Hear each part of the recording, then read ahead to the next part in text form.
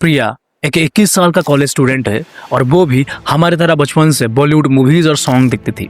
और जब वो मूवीज में हीरोइन को देखता था तो तब उसके मन में ये ख्याल आता था कि काश मैं इतना सुंदर होता और मेरा इतना परफेक्ट फिगर होता। और उसके बाद प्रिया ने ये सोचा कि अगर मैं थोड़ा सा चेंज कर देता हूँ तो उसकी लाइफ भी ऐसे फिल्मी जैसी हो जाएगी। उसके बाद वो क्या करता है कि अपनी पॉकेट मनीज बचाता है और पेरेंट्स से छुप छुप के ग्लूटाथियोन इंजेक्शन के लिए अपॉइंटमेंट लेती है और जो लिप फिलर्स होती है उसको भी करवा लेती है। बस एक बार परफेक्ट हो जाऊंगी तो सब कुछ ठीक हो जाएगा, ऐसा सोचकर वो प्रोसीजर करवाई। लेकिन 2 हफ्ते के बाद क्या होता है, उसकी जो फेस होता है वो स्वेल करने लग जाता है और वो इतना हो जाता है कि वो बाहर निकलता भी नहीं है। एलर्जी रिएक्शन हुआ, दर्द बहुत था और सबसे बड़ी बात कि जो कॉन्फिडेंस के लिए किया था वो उसकी सबसे बड़ी कॉम्प्लेक्स इशू बन गया। उसके दोस्त जो है वो कॉलेज में उसको ताना मारते थे और उसको प्लास्टिक बोलने लग गए थे और आज भी ये जो ट्रॉमा से वो निकल नहीं पाई है। और दोस्तों ये जो कहानी है वो अकेली प्रिया की नहीं है, लाखों लड़कियां और लड़के आज भी इस बॉलीवुड वाली परफेक्ट ब्यूटी के पीछे अपने हेल्थ, पैसा और जो मेंटल पीस है उसको बर्बाद कर रहे हैं।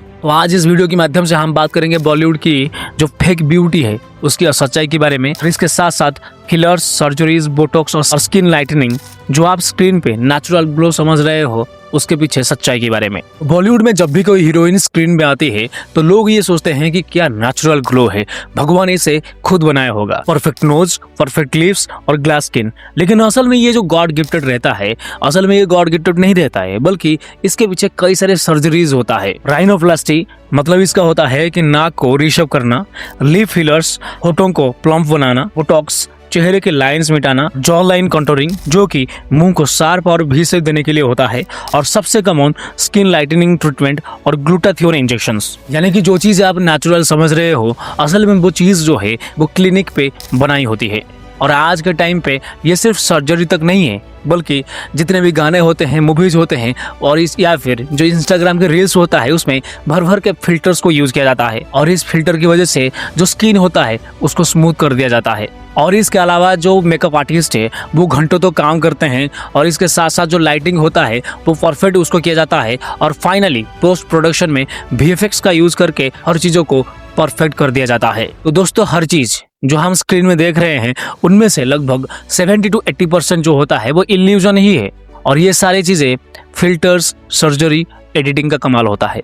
तो गाइस बॉलीवुड में क्या होता है कि बहुत सारे हीरोज या फिर जो हीरोइंस है वो लोग प्लास्टिक सर्जरी ऑलरेडी किए हैं जिसके चलते वो इतने ज्यादा खूबसूरत या फिर अच्छा परफेक्ट दिखते हैं। तो चलो उसके बारे में बात करते हैं। तो पहले बात करते हैं कोएना मित्रा की। तो जो कोएना मित्रा है वो एक टाइम पे खूबसूरत और नेचुरल लुक के लिए बहुत ज्यादा फेमस थे। लेकिन ये जो कोएना मित्रा है वो खुद अपने जो नोज जॉब किए थे यानी कि जो राइनोप्लास्टी किए थे उसके बारे में ओपनली बात किए थे। लेकिन इस सर्जरी का इंजाम जो था वो बहुत ज्यादा खराब था। सर्जरी की वजह से उनकी जो फेस है वो स्वेल होने लगी और उनकी जो शेप थी फेस की वो बिगड़ गई और जिसकी वजह से क्या है कि वो बहुत टाइम तक पब्लिक के सामने नहीं आई थी और ये चीज उनके कैरियर पे बहुत बुरा असर डाला। और इसके साथ साथ ये जो चीज है वो बाकियों को ये सबक देता है कि जो प्लास्टिक सर्जरी होता है वो हमेशा सक्सेसफुल नहीं होता है। और इसके बाद बात करते हैं अनुष्का शर्मा की। तो अचानक से क्या होता है कि उनकी जो लिप होती है उसमें चेंज हुआ है ऐसा देखने को मिलता है। तो जो लोग होते हैं बहुत ज्यादा ट्रोल करते हैं और ये भी कहते हैं कि ये प्लास्टिक सर्जरी का कमाल है। और इस चीज को लेकर जो अनुष्का शर्मा है वो खुद ओपन ले आए और ये बोले कि मैं टेम्पोररी जो लिप फिलर्स है उसको किया हूं ताकि सिर्फ एक मूवी के लिए वो रोल कर सके। लेकिन इसके बावजूद भी जो लोग थे वो बहुत ज्यादा ट्रोल इनका कर रहे थे। और उसके बाद आता है आयशा टाकिया जो कि सबसे बड़ी एग्जाम्पल है।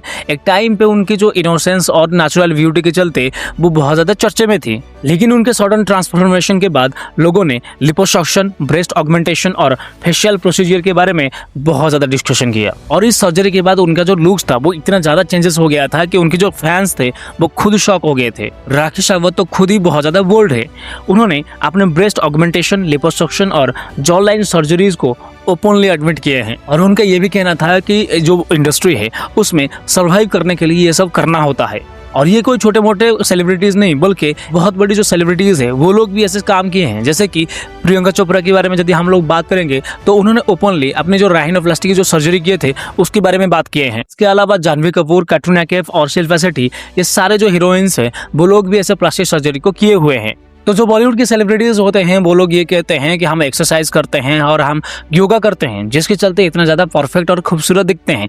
लेकिन दोस्तों, जो सिंपल एक्सरसाइज होता है उससे इतना चेंजेस नहीं दिखता है, बल्कि ये सर्जरीज, फिलर्स, बोटॉक्स और लेजर और केमिकल जो ट्रीटमेंट्स होता है उसकी कॉम्बिनेशन में होता है। और ये जो बॉलीवुड इंडस्ट्री है उसमें ये सारी चीजें जो है वो नॉर्मल है, लेकिन बाहर से सब नेचुरल और हार्ड वर्क दिखाया जाता है। ये जो इंसिडेंट के बारे में हम लोग बात किए तो इससे ये साबित होता है कि ये जो बॉलीवुड इंडस्ट्री की जो ब्यूटी है ये सबसे बड़ा इल्यूजन है, और इस इल्यूजन के पीछे जो आम इंसान भागता है उसके लिए ये जो इंसिडेंट्स हुआ है ये सबसे बड़ा वार्निंग है।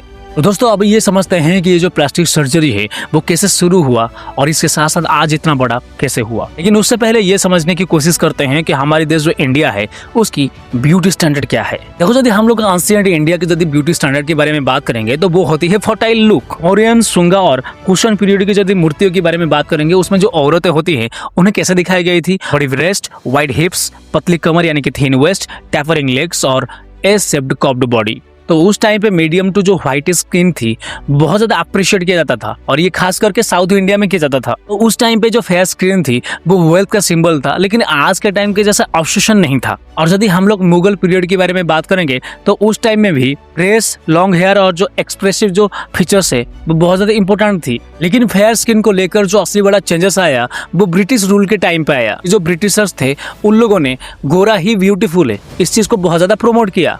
ब्रिटिशर्स और उनके साथ आए जो वेस्टर्न स्टैंडर्ड्स ने इंडिया की जो सोसाइटी है उसमें एक कॉम्प्लेक्स क्रिएट कर दिया, और उनके हिसाब से ये था कि गोरा रंग जो होता है वो सुपीरियर, एजुकेटेड और ब्यूटीफुल होता है। और इसके बाद जो गोरा रंग है उसको सक्सेस और मैरिज के लिए एक इम्पोर्टेंट चीज बना दिया। और इंडिपेंडेंस के बाद भी ये जो चीज है वो चलता रहा, और आज के टाइम पे जो मूवी की जो इंडस्ट्री है ये सारी चीजों को और भी बढ़ा दिया। तो देखो, 1950s और 60s तक जो नेचुरल चीजें थी वो चल रही थी, लेकिन 1990s के बाद क्या होता है कि लिबरलाइजेशन और ग्लोबलाइजेशन के बाद वेस्टर्न प्लस जो कोरियन ब्यूटी स्टैंडर्ड्स को आ गए, जिसके चलते क्या है कि आज के टाइम पे जो हमारे देश के लोग हैं उसे अपनाने के लिए कोशिश कर रहे हैं। और इसकी वजह से क्या है कि ये जो ब्यूटी इंडस्ट्री है आज $multi-billion की बन चुकी है। तो चलो अब ये बात करते हैं कि ये जो प्लास्टिक सर्जरी है वो कैसे शुरू हुआ और इतना बड़ा कैसे हुआ। देखो, ये जो कॉस्मेटिक सर्जरी की जो शुरुआत है वो बहुत बड़ी नोवेल इंटेंशन से हुई थी। तो वर्ल्ड वॉर के टाइम पे जो सोल्जर्स थे या फिर जो बॉर्न विक्टिम्स थे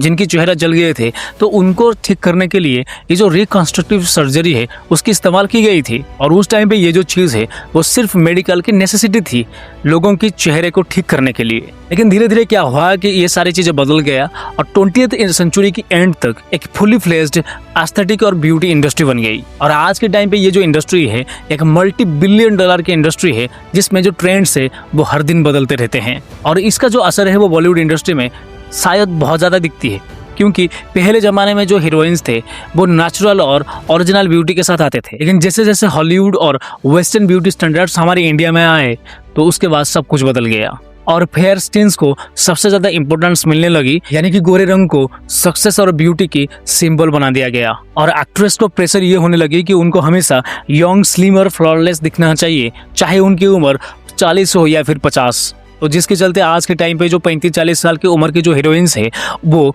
25 साल की हीरोइन दिखने के लिए ऐसे कॉस्मेटिक सर्जरीज को करते हैं। तो दोस्तों, अब बात करते हैं उस खतरनाक के हिस्से की, जो ये होता है कि जो ऐसे ब्यूटी स्टैंडर्ड्स को बनाया दिया गया है और कॉस्मेटिक सर्जरी के चलते ऐसे खूबसूरत लोग दिखने लगे हैं, उसके पीछे क्या खतरनाक चीज़ें छुपा हुआ है। ये जो सर्जरीज या फिर जो ट्रीटमेंट होते हैं वो इतना सिंपल नहीं होते हैं जितना ये सिंपल दिखते हैं, और ऐसे चीज़ों में बहुत ज़्यादा जो रिस्क होती है वो इन्वॉल्व होते हैं, लेकिन जो लोग होते हैं उसे इग्नोर कर देते हैं। सबसे जो कॉमन प्रॉब्लम देखने को मिलता है वो ये होता है कि swelling, infections, nerve damage, filler migration, जिसमें क्या होता है कि जो फिलर्स होते हैं वो अपनी जगह से हट जाते हैं और जो चेहरा होता है उसे बिगाड़ देते हैं। और एक कॉमन प्रॉब्लम भी होता है जो कि होता है एसिमेट्री, यानी कि मान लो आपने लिप फिलर्स किया है तो उसमें क्या होता है कि एक तरफ जो लिप है वो बहुत ज़्यादा बड़ा हो जाएगा तो दूसरी तरफ छोटा हो जाएगा। और इंडिया में जो सबसे बड़ी जो डेंजरियस ट्रेंड चल रहा है वो ये होता है कि जो व्हाइटनिंग स्किन करने के लिए ग्लूटाथियोन इंजेक्शन, और ये जो इंजेक्शन है वो बहुत सारे लोग ले रहे हैं फेयर स्किन के लिए, लेकिन ऐसे जो इंजेक्शंस होते हैं वो किडनी को खराब कर सकते हैं और इसके साथ साथ थायराइड में प्रॉब्लम ला सकते हैं और सीरियस एलर्जिक रिएक्शन भी हो सकते हैं। और दुनिया भर में फेमस है ब्राजीलियन बॉट लिफ्ट यानी कि BBL, और इसमें सबसे ज़्यादा जो लोग होते हैं वो मरे हुए हैं। और ये सबसे ज़्यादा खतरनाक चीज़ है क्योंकि जो फैट है वो ब्लड वेसल में जा सकते हैं और लंग्स में ब्लॉक कर सकते हैं। चलो ये तो बात अलग है कि आपने एक अच्छा क्लिनिक में गया और उसके बाद किया और आपको रिएक्शन हुआ, लेकिन अभी सबसे बड़ी प्रॉब्लम ये है कि ये जो चीज़ें हैं वो आजकल ऑन रेगुलेटेड जो क्लिनिक्स है वहाँ पर भी हो रही है, और उस क्लिनिक में ना प्रॉपर डॉक्टर कोई है और ना ही कोई सेफ्टी स्टैंडर्ड्स है। और ये जो फेक ब्यूटी की जो सबसे बड़ी जो प्रॉब्लम है या फिर जो नुकसान कह सकते हैं, वो उन बॉलीवुड सेलिब्रिटीज को नहीं होते हैं, बल्कि हम जैसे आम लोगों को होता है। क्योंकि आज के टाइम पे सोशल मीडिया हो या फिर जो बॉलीवुड इंडस्ट्री है, वहाँ पर हर चीज परफेक्ट दिखने लगा है, और जब हम उस चीज को देखते हैं तो हम क्या करते हैं, उनके साथ कंपेयर करने लग जाते हैं।